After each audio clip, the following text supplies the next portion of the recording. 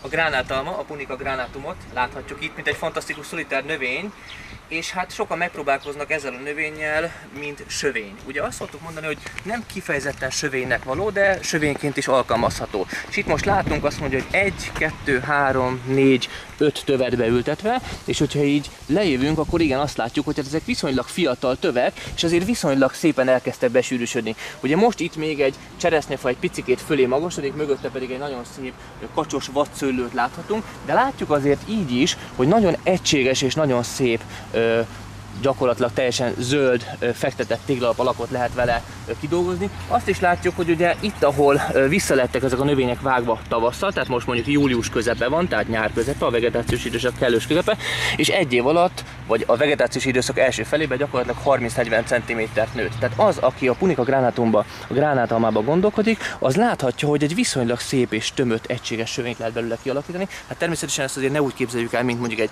spirát, vagy egy tűztövist, vagy egy fagyalt, de azért távolról, hosszú évek alatt nagyon szép sövényt lehet belőle kinevelni. Az a fontos, hogy tudjuk, hogy a gránátalma egy picikét fagyérzékeny, ezért az a kertbarát, aki hagyja, hogy nagyon gyorsan felnőjön, és fönt kezdi el nyírni, aztán később csalódik, mert nem lesz szép egységes. Tehát annak, aki sövénynek szeretné megnevelni a gránátalmát, feltétlenül azt javaslom, hogy rétegesen engedje fel. Tehát nő egy 40 centit, vágjon vissza 20 centit, nő egy 40 centit, vágjon vissza 20 centit, és lehetőleg a fagyérzékenységére való tekintettel ezeket a vágásokat április és október között végezze el, tehát se nem a vegetációs időszak elején, se nem a vegetációs időszak végén, hogy akkor a friss új hajtásoknak még legyen ideje beérni. Tehát az, aki Punica granatum gránátalmának a sövényváltozatába gondolkodik, az ezzel a fantasztikus képpel tud számolni a kertjében.